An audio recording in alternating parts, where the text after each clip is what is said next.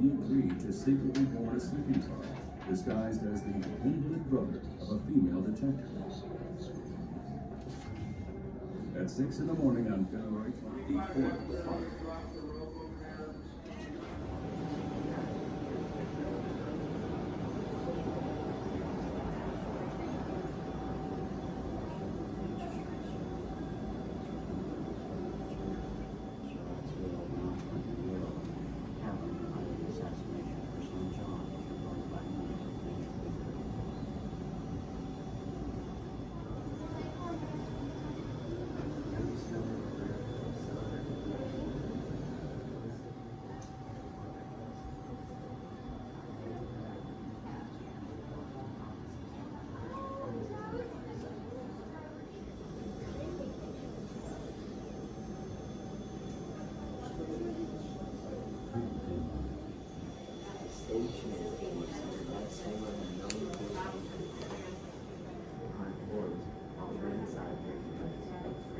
Busy moving scenery between acts as they return the animal of the economy.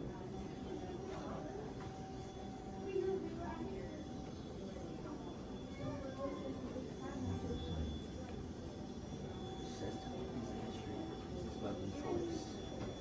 Unlike military revolvers like a target. He's the one that took care of John and Dave Rose.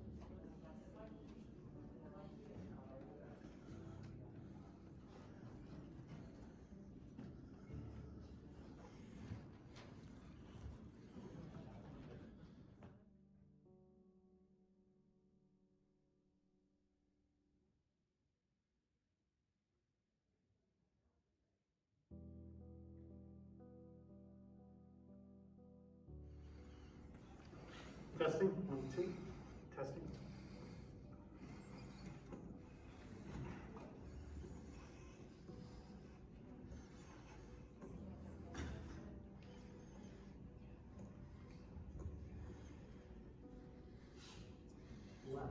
And he fires pretty much point blank range. We think it's probably about 6 inches or maybe just a little bit more away from the president's head. The bullet's going to enter below the left ear. It travels through the 2 hemispheres of the brain. There's no exit wound. It lodges behind the right eyeball socket.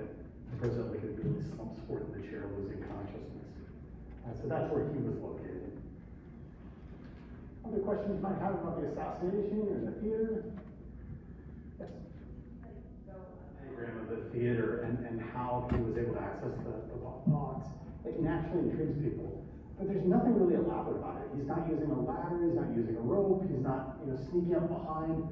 He just goes over by the door and talks to an assistant to the president, and we don't know what he says. But in that era, the 19th century, there's a relative degree of easy access to the president. And so presumably, as an actor of some notoriety, all you have to say is something on the level of, "I'd like to pay my respects to President Lincoln." And that sounds plausible enough, he's let inside. So he just goes in through that outer door, and then beyond that outer door, about 6 to 7 feet in, is an inner door. And he just opens that door prior to the biggest applause line in the 30 final act, and that's when he fires the shot. Other questions that you might have? Yes? Do you guys still have the gun that your shot was? Do we still have the gun? Yes, it's in our collection. So in the museum down below the theater, they have the gun that was used in the assassination. Just to kind of give you a sense of the size of the gun and the type of gun, if you hold up the palm of your hand, basically the gun is the same size as the palm of your hand. The bullet itself, the gun only holds 1 bullet. The bullet's very small. It's about the size of the nail on your pinky finger. That particular Derringer, which is manufactured in Philadelphia, it has a special molding kit for the bullet, It does not work interchangeably with other guns or even the same model of that gun. It just works with that exact gun, that molding kit for the bullet. And that's the bullet that's used that kills Abraham Lincoln. If you had top of the hour tickets, so we have 11 o'clock tickets and 11:30 tickets, is that correct? So if you had top of the hour tickets, that ticket gets you into the museum. The 11:30 is often people with a little less time, and you come directly in the theater, but you bypass the museum below us. So that's what the artifacts that we have today. And I know for a lot of people, they say, well, why would they gut the theater? This sounds really kind of harsh to say, but it's not unlike a school shooting where the community says, we don't want any thought of that anymore. We're just going to bulldoze it and do something else with the site. So that's kind of how some people are feeling about the theater after the assassination. They don't want it to be used as a theater ever again, and so they just gut it on the inside. Not long after that, John T. Ford, the theater owner, he's going to be compensated for the loss of the theater by the government. That is to say, the government buys the building outright from him. And then the government will use this space on and off again as a warehouse and office space for government clerks. It's going to be reconstructed in the 1960s, takes them about 2.5 years, and it reopens to the public in January of 1968. And it's been an active National Historic Site and theater ever since. Other questions that you might have? Yes, he did. It's about 11-foot leap onto the stage. So he swings over the balustrade here, and as he does so, the spur on his boots, one of the spurs, is going to catch in the blue Treasury Guard flag here, so it snags in the fabric, and that causes him to land awkwardly on the stage. He was very often cast in swashbuckling roles. He's a very athletic actor, and he would make dramatic entrances at times into a role on the stage, jumping onto the stage. So it was something he was accustomed to doing.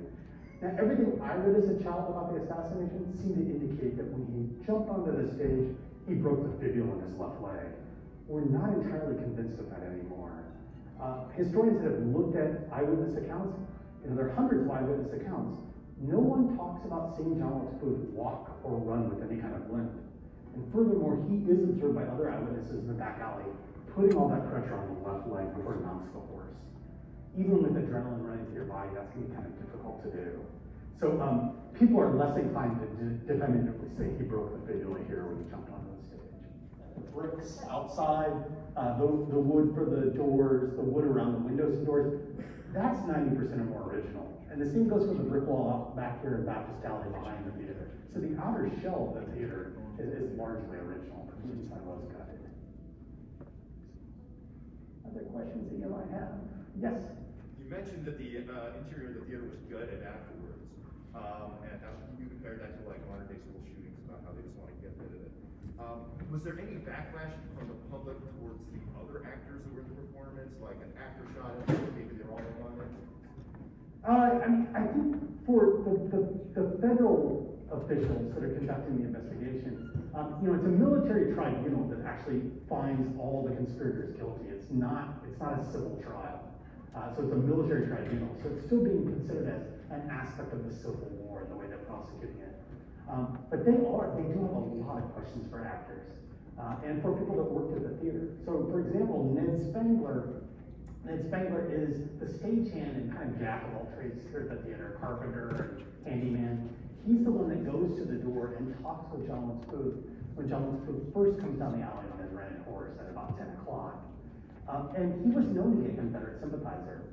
That said, there are a lot of Confederate sympathizers here in Washington, D.C. It's a rife for them. So there was some speculation that he might have been in on the crime.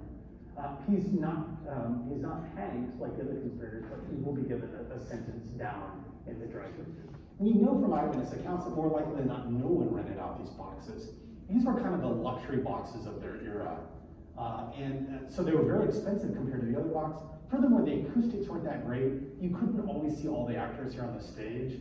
And so we think that no one rented out the boxes here. And many nights, these boxes would sit empty. They just were not sold. And so this was kind of a special occasion. Does that get your question? Did I answer your question? Okay, that's cumulative, about 15, 20 minutes. How hot and humid is it outside? Uncomfortable? Did you feel kind of comfortable when you came in here? How would you have felt if you entered the theater for an afternoon matinee about this time of year in 1865. And then if you drank a lot of water or coffee and you needed to go to the restroom. And then the two guests of Mary Lincoln, that's Clara Harris and Major Rathbone, her fiance. So those are the four occupants of the box. They show up by carriage, so Lincoln's in their party at about 8:30 with the play already underway. They alight from the carriage, they come off of 10th Street, and they come into the lobby here, and then eventually up the spiral staircase and into the balcony. As that famous 6'4" frame comes into view, there's just one actor here on the stage. That's the famous actor Laura Keene. Laura Keene, upon seeing the president, immediately motions down to the orchestra pit in front of her, and they're going to strike up Hail to the Chief.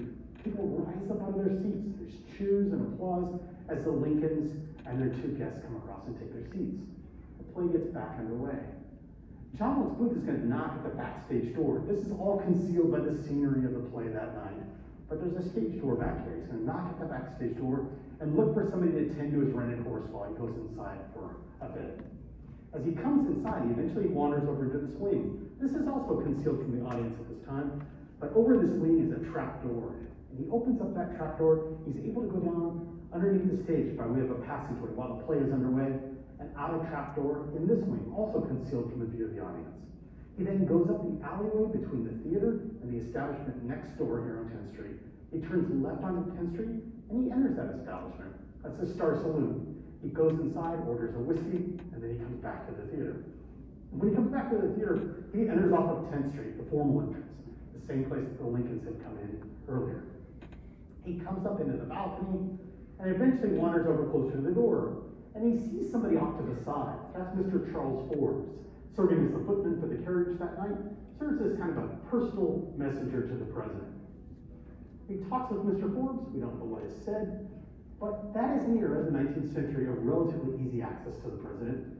He's an extremely famous actor, and all he has to say is something on the order of, "I'd like to pay my respects to President Lincoln." So he's going to be let inside. He goes into the outer door. Once the outer door is shut, on the opposite end, in that small vestibule, he finds a broken off music stand, and he takes that piece of wood and wedges it into the door, right behind the door, into that frame to barricade himself inside. About 6 to 7 feet off of this outer door is an inner door leading directly into the box. And there's a hole that's been placed in that door months prior. He's able to look through that hole and see the back of President Lincoln engrossed in the play. The biggest applause line in the third and final act is about to be uttered. And so he's going to step very quietly in behind President Lincoln. He's lurking behind the president on the president's left side. The applause line is uttered.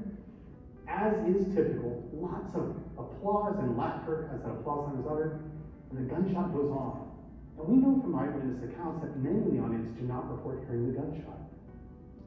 President Lincoln immediately slumps forward in the chair, losing consciousness. He'll not regain it again. And ultimately, Major Rathbone on the back end of the box, he'll get up and a struggle will ensue between Rathbone and Booth. John Wilkes Booth drops that single-shot derringer to the floor of the box. He pulls out a long Bowie knife and he goes to stab at Major Rathbone. And he winds up hitting him in the arm, all the way down to the bone. Rathbone's bleeding profusely and he staggers back. Then John Wilkes Booth prepares to swing over the balustrade, make the 11-foot leap onto the stage. But as he does so, one of his spurs is going to catch in the blue Treasury Guard flag. We have a replica of it on the pole right behind the portrait of George Washington. But snags in that fabric and he lands awkwardly on the stage. Booth then gets up, walks to center stage, holds aloft that bloody knife, and shouts out, "Sic semper tyrannis." It's a Latin expression. It translates roughly as "thus always the tyrants." In other words, in front of all the theater patrons gathered here that night, he's calling out our 16th president as a tyrant. He runs out the backstage door, mounts his horse, and he's going to ride quickly down Baptist Alley. He turns right onto F Street. He's riding east across the district, over Capitol Hill, eventually across the district line and into Maryland.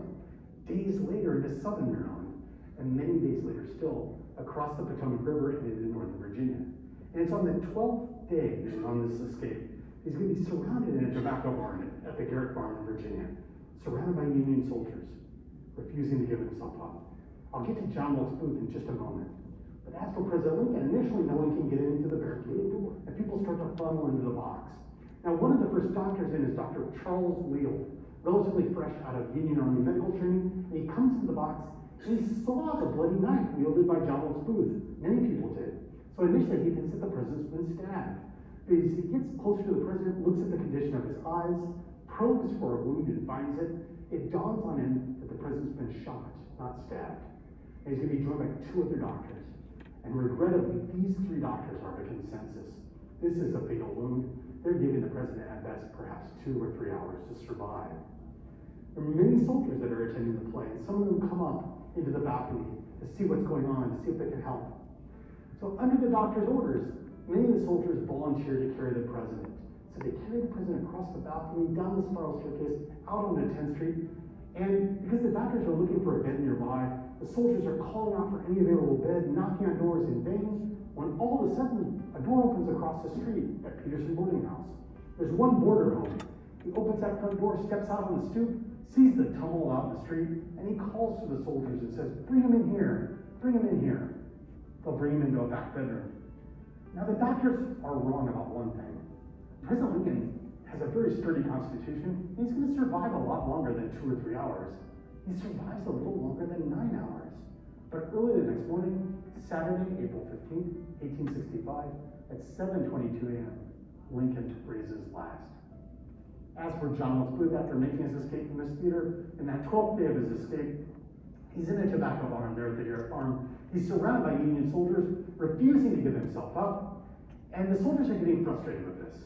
So somebody gets the idea to light the tobacco barn on fire to try and smoke John Wilkes Booth out.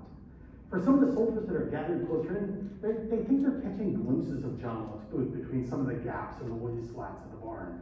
Some of the soldiers that are closer in still are convinced that John Wilkes Booth is raising up with a firearm to shoot at them. Well, Boston Corbett of the New York Regiment Cavalry, he's going to take out a revolver. He fires a shot. That bullet's going to hit John Wilkes Booth in the back, severing his spinal column. He's going to live about 2 more hours after that. Booth is going to be dragged out of the barn and up onto a porch there at the Garrett Farm. And he says a few things before he dies, but his very final words while he's looking at his hands are simple. He says, "Useless, useless." Now, why would he say this?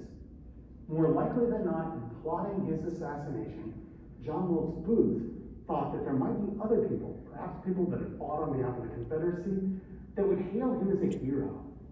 People that despised Lincoln in the same way he did. But he's disavowed this notion while he makes his escape. He's given a Virginia newspaper that had long been sympathetic to the Confederacy throughout the Civil War, and instead of calling him out as a hero in their coverage of his assassination and escape, again and again he's being called a coward. So he's risked everything. He's tarnished the name of this famous acting family. Here's the far more difficult thing to think about in terms of what he does, because it's the opposite of what he intends. I told you at the beginning of my talk that historians often say you need some critical distance before you fairly evaluate a president. We have 2 prominent examples of this in the 20th century. One is a Democratic president, the other a Republican. These 2 individuals, after they left office, 5, 10, 15 years out, famous historians and presidential historians rank these individuals in the bottom quarter of presidents. Again and again, they were seen as failures. Look at those 2 names today, and invariably you'll find them in the top quarter of presidents. They're considered some of our better presidents today. I'm speaking specifically here of Harry S. Truman and Dwight Eisenhower. There's no such lengthy timetable like this for Abraham Lincoln. Because of the very rash act by John Wilkes Booth, in this theater, at the tail end of the Civil War, it actually speeds up that timetable for people to better assess and appreciate the challenges faced by Abraham Lincoln. I thank you for joining me here today. I'll stay after your questions.